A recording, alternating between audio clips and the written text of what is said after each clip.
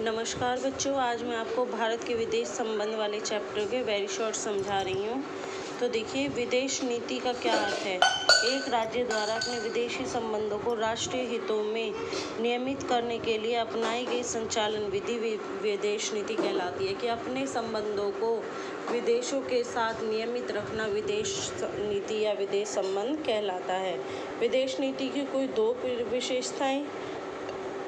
रूथना स्वामी के अनुसार विदेश नीति उन सिद्धांतों या क्रियाओं का समूह है जो सिद्धांत या विचार एक राज्य का दूसरे राज्य के साथ कार्य व्यवहार नियमित करता है। मतलब एक राज्य का दूसरे राज्य के साथ कार्य करना या कार्य करने के तरीके को विदेश नीति कहते हैं। तो डॉक्टर महेंद्र कुमार के अनुसार विदेश नीति से हमारा अभिप्राय कार्यों की सोची समझी उस दिशा से है जिसमें राष्ट्रीय हित की विचारधारा के अनुसार विदेश संबंधों में उद्देश्यों को प्राप्त किया जा सके। ये भी वही है कि विदेश नीति लोगों में कार्यों के अनुसार कार्य करती है। गुटनिरपेक्षता की नीति की दो परिभाषाएं। गुटनिरपेक्षता भारत की विदेश नीति की अत्यंत महत्वपूर्ण विशेषता मानी जाती है। मतलब गुटनिरपेक्षता जो है उसका मतलब आपको पता ही है कि जब द्वितीय विश्व युद्ध हुआ था तो भारत ने कहा था कि ना तो मैं इस ग्रुप में जाऊंगा ना मैं इस ग्रुप में। दो ग्रुप में बट गया था, एक था सोवियत संघ और दूसरा था संयुक्त राष्ट्र अमेरिका। तो दोनों ही शक्तिशाली थे। तो उसने कहा ना मैं इसमें जाऊंगा ना इसमें जाऊंगा, मैं अपना अलग ग्रुप बनाऊंगा ताकि इससे भी दोस्ती रख सकूं और इससे भी दोस्ती रख सकूं।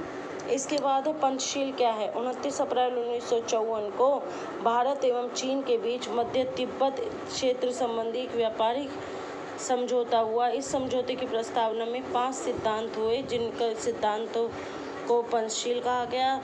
एक दूसरे की क्षेत्रीय अखंडता और प्रभुसत्ता का आदर, एक दूसरे पर आक्रमण न करना, आंतरिक कार्यों में हस्तक्षेप न करना, समानता और परस्पर लाभ, शांतिपूर्ण सह अस्तित्व, ये इनका नारा है पंचशील का। इसके बाद है भारत पाकिस्तान के बीच तनाव के दो कारण। कश्मीर की समस्या और रणकच्छ की।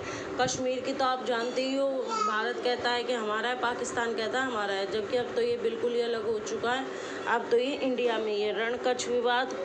भारत एवं पाकिस्तान के बीच तनाव का दूसरा कारण रण का कच्छ है, युद्ध मैदान है। भारतीय विदेश नीति का एक महत्वपूर्ण सिद्धांत साम्राज्यवाद एवं उपनिवेशवाद का विरोध करना है। साम्राज्यवाद व उपनिवेशवाद। साम्राज्यवाद की अपने साम्राज्य का विस्तार करते जाओ, जनता के बारे में कुछ मत सोचो, तो भारत इसका विरोध करता है। उपनिवेशवाद का मतलब होता है दूसरे को गुलाम बनाना। तो गुलामी का भी जो भारत है वो बहुत ही ज़्यादा क्या करता है, विरोध करता है। तिब्बत के विषय में आप क्या जानते हैं। चीन तिब्बत को अपनी भूमि का अंग मानता है और तिब्बत को चीन में सम्मिलित करने के लिए भारत ने अक्टूबर 1950 में तिब्बत में सफल सैनिक कार्रवाई की। कुछ लोग अब भी कहते हैं कि तिब्बत अधिराज्यता को भारत द्वारा स्वीकार करना एक बड़ी गलती थी। कि अब भी कई लोग मानते हैं कि भारत ने जो चीन का साथ दिया था तिब्बत को लेने में, वो गलती थी। दलाई लामा के विषय में आप क्या जानते हैं। मार्च 1959 में तिब्बत में चीन के विरुद्ध प्रबल क्रांति हुई। चीन सरकार ने इस क्रांति को कठोरता से कुचल दिया तथा तिब्बत के धार्मिक नेता दलाई लामा को अपना देश छोड़ना पड़ा।